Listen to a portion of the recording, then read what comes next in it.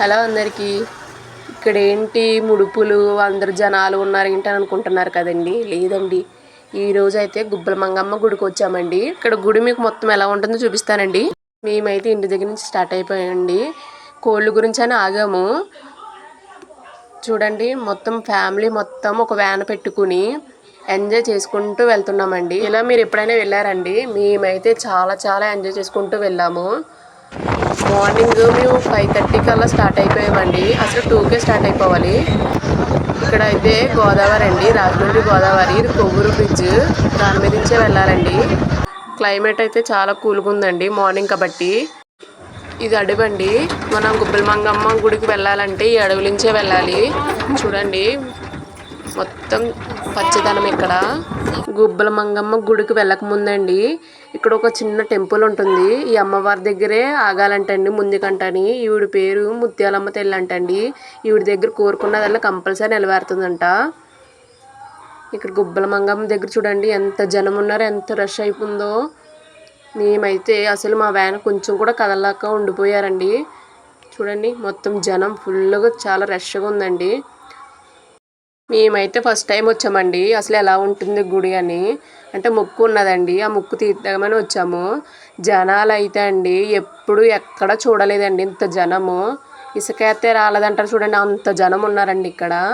చూడండి, ఆ అమ్మవారు ఎంత స్వచ్ఛమైన తెల్లో మనకే అర్థమైపోతుంది. అమ్మవారి దగ్గరికి వెళ్ళకముందే తెలిసిపోతుంది మనకి ఎంతమంది మొక్కుకున్నారో.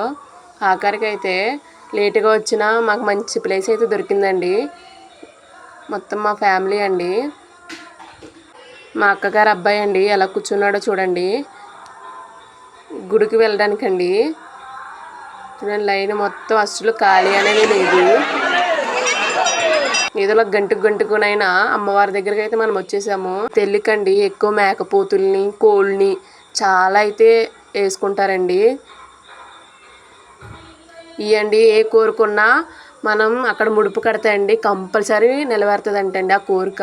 ఎక్కడి నుంచో వస్తారంటండి జనం అంతా. ఈ అమ్మవారు అయితే అండి మనం ముడుపు కట్టే ముందు ఈ అమ్మవారి దగ్గర పెట్టుకుని ముడుపు కడితే కంపల్సరీ అని ఆ కోరిక నిలబెడుతుందంట. ఈ అబ్బాయి చూడండి సేమ్ గాంధీ తాతలానే ఉన్నాడు. మా అక్క అయితే అండి మా చిన్నక్క వాళ్ళ అమ్మాయికి బొమ్మ తీసుకుందండి. మా అక్క వాళ్ళ అమ్మాయి అండి, మా చిన్నక్క వాళ్ళ అబ్బాయి ఇప్పుడెప్పుడు పోగొట్టేద్దామని చూస్తున్నాడు. ఇదైతే విలేజ్ ఇల్లు అండి, చాలా బాగుంది. ఇలా ఎవరైనా కట్టుకున్నారా? ఇక్కడ రోకళ్ళు అంటండి స్పెషల్. ఈ రోకళ్ళు చాలా తక్కువ రేట్లో మనకి ఇక్కడ దొరుకుతాయంట. ఇక్కడైతే చిన్న పిల్లల నుంచి అండి పెద్దవాళ్ళ వరకు గాజుల వరకు అన్నీ దొరుకుతాయండి. ఇది చూడండి ఎంత బాగుందో. టెడ్డీ బేర్ కూడా చాలా ఇష్టం అండి నాకైతే. చాలా ఉన్నాయి. మొత్తం గాజులు చూడండి సెట్లు ఉన్నాయండి. డైలీ యూజ్ కూడా మనకి ఇక్కడ దొరుకుతున్నాయి. ఇది అమ్మవారి ఫోటో అండి. లోపల మీకు చూపించలేకపోయాను ఎందుకంటే రష్గా ఉన్న వల్ల. సేమ్ ఇలాగే ఉంటారండి అమ్మవారు. చూడండి, మొత్తం అయితే ఇక్కడ గాజులు అన్నీ A to Z అయితే అన్నీ దొరుకుతాయండి మనకి. పిల్లలతో వెళ్తే మాత్రం ఆ బొమ్మ కొని ఈ బొమ్మ కొని అని మనల్ని టార్చర్ అయితే పెడతారండి. ఆ టార్చర్ అని కాదండి, పిల్లలు ఎక్కడ చూసినా ఇది కామన్ అనుకో. మేము గుడికి వెళ్ళొచ్చేలోపు వంటలు అయితే తయారు చేస్తారండి. Biryani, chicken fry, mutton curry అవుతుందని ఈలోపు చికెన్ ఫ్రై చేసుకుని అయితే తినేసామండి బిర్యానీ. ఇది ఉల్లి చట్నీ అండి బిర్యానీలోకి, సాంబారు వైట్ రైస్లోకి. బిర్యానీ తినేసాక లాస్ట్లో వైట్ రైస్లో సాంబార్ వేసి తింటే బాగుంటుందండి. అండ్ ఇది వైట్ రైస్ అండి.